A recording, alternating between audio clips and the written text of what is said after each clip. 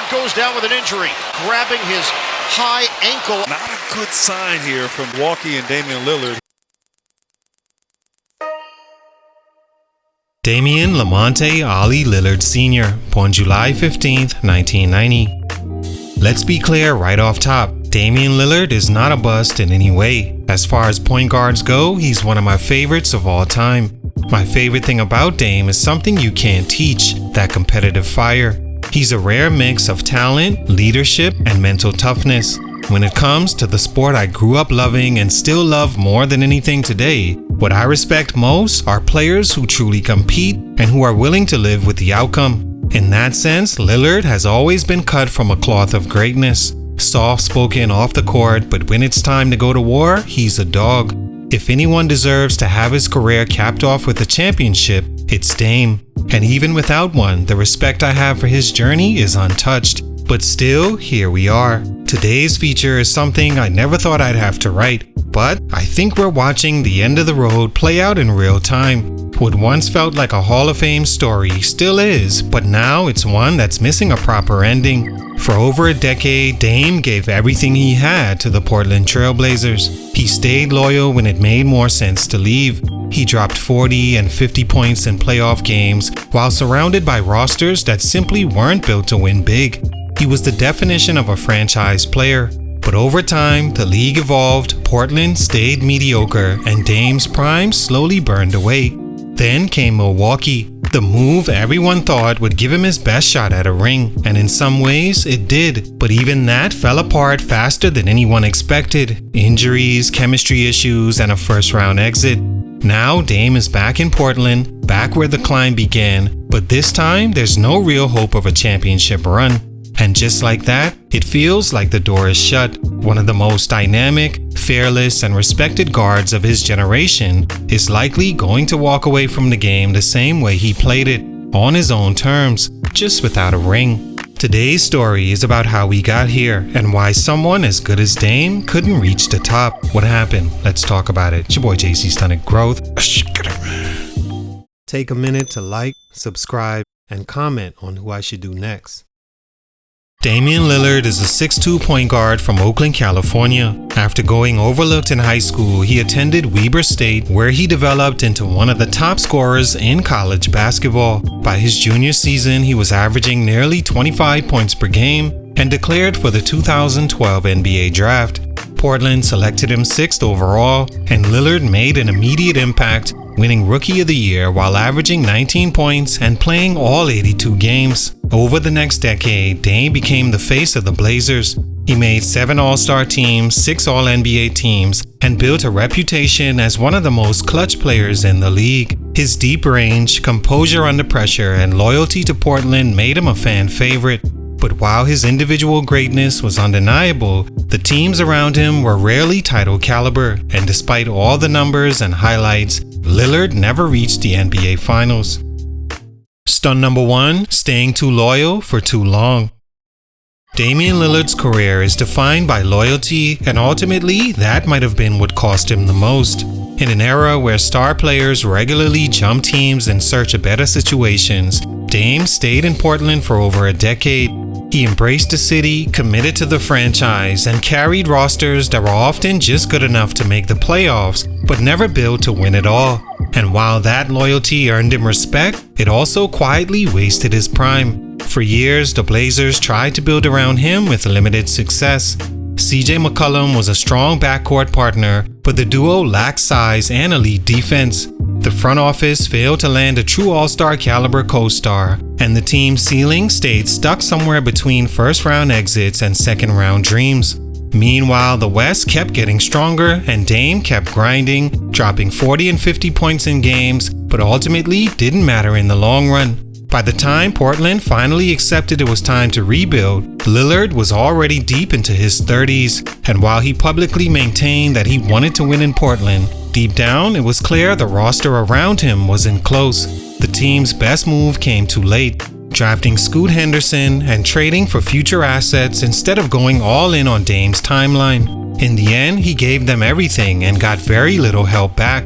There's honor in the way he went about it, but also a tough truth. Dame waited too long to leave. Had he moved earlier, aligned himself with a contender, or even just a more stable organization, his legacy might have looked a lot different today. Instead, his loyalty became the thing that slowly closed the window he fought so hard to keep open. Stunt number 2, the Milwaukee run that fell apart fast. When Dame was finally traded to the Milwaukee Bucks in 2023, it felt like the perfect reward for his patience. He was joining a true contender, led by a generational talent in Giannis, and the pairing looked ideal on paper. A dominant big with a floor-spacing, clutch-time assassin at guard. It was the kind of duo that wins championships. For the first time in his career, Dame wasn't asked to carry everything. All he had to do was be himself, but that vision unraveled faster than anyone expected. Early signs of chemistry issues emerged, especially late in games. Dame's role as the closer clashed at times with Giannis's interior first dominance, and the offense lacked fluidity. Then came injuries. Dame missed significant time with a groin issue, and when the playoffs arrived, he was again playing through pain. Giannis went down too, and the Bucks were bounced in the first round by a lower-seeded Pacers team.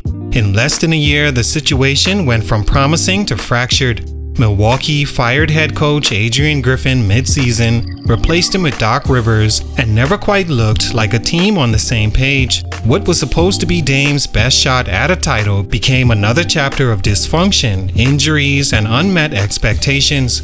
Now Dame is back in Portland, just one season after finally leaving. The title window he waited for his whole career to enter may already be shut for good. The Milwaukee experiment didn't just fail, it failed fast. And with it, the last realistic chance for Damian Lillard to change how his career will be remembered. Stunt number 3, no clear path forward. Now back in Portland, Damian Lillard's career enters a stage that feels both full circle and strangely empty. He's returned to the franchise that shaped him, but it's no longer his team. The Blazers are rebuilding around young talent like Scoot Henderson and Shaedon Sharpe, and Dame, while still under contract and coming off an Achilles injury, is now a veteran presence in a situation where winning isn't the priority. After chasing a ring for over a decade, he's landed in the one place where that dream is no longer even part of the conversation. At 34 years old, time is running out, and with the Blazers committed to a youth movement, it's hard to see how Dame fits in long term. He's too good to come off the bench, too expensive to trade easily, and too loyal to force his way out again. The result? A quiet fade. Not the dramatic fall of a guy who lost his skill, but a slow disappearance from the spotlight as the league moves on. This isn't how it was supposed to go. For years, Lillard was the voice of doing it the right way, staying loyal, carrying your franchise, and believing that consistency and character would be rewarded.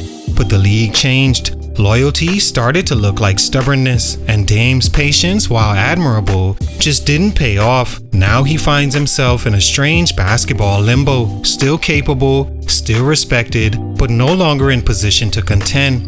And that's the final stunt to his championship run. Not a lack of skill, not an attitude problem, but the slow reality that there's simply no clear path forward. Dame didn't fall off, the momentum just moved past him. And as one of the most cold-blooded players of his era fades quietly into the background, it's hard not to ask how different things could have been if the path around him had been better paved.